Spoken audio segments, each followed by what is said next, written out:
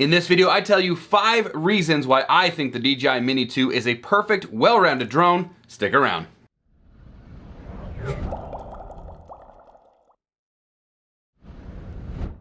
What is going on, everybody? Welcome back to another video. So I've been flying drones for a couple years now, started with the Spark, moved up to some of the newer Mavic series, and today I actually wanted to talk to you guys about 5 reasons why I love flying my Mini 2 over my Mavic Air 2 in most scenarios.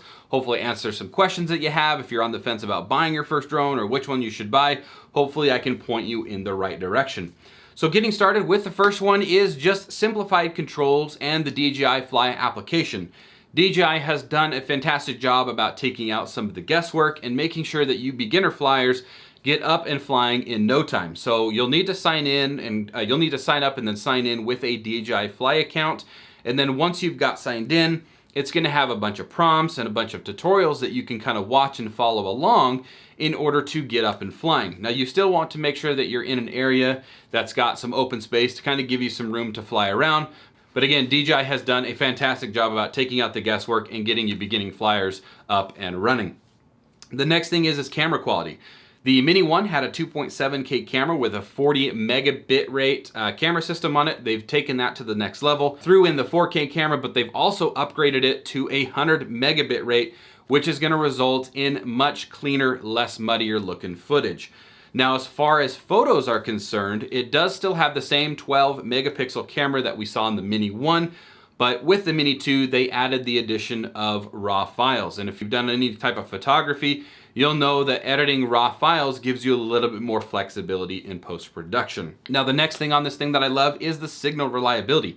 We saw them bring over the OcuSync 2.0 tech from the Mavic Air 2. They slapped it in the Mini 2 and has given us far better signal reliability. Now, I don't think I need to go into great detail as to why having a solid connection to the drone is a very important thing, especially for beginners, but the Mini 2 has it and it's fantastic. I've been able to fly this thing a couple miles in a single direction, no interference issues. I've been able to fly indoors.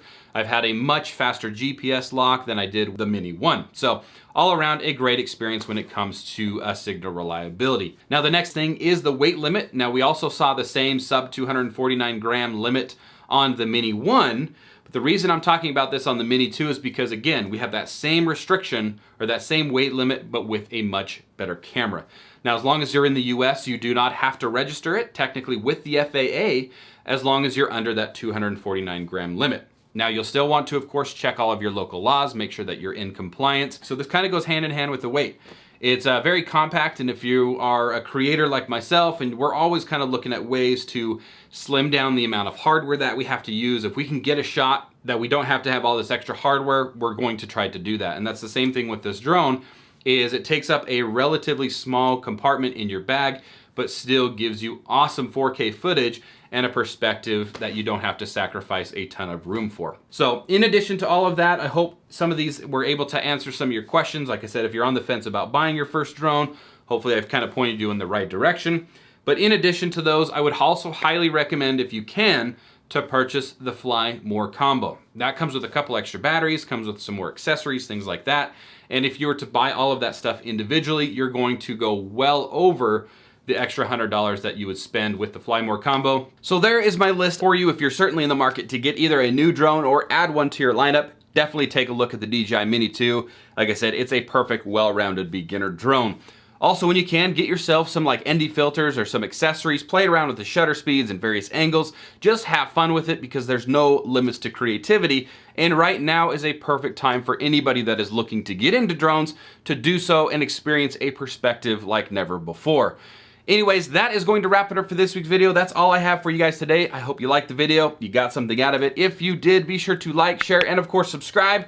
Help our channel grow. I will post the links for the drone and the ND filters that I use down in the video description. Thanks for what you guys do, and we will see you on the next one. Peace. Try that again. Peace.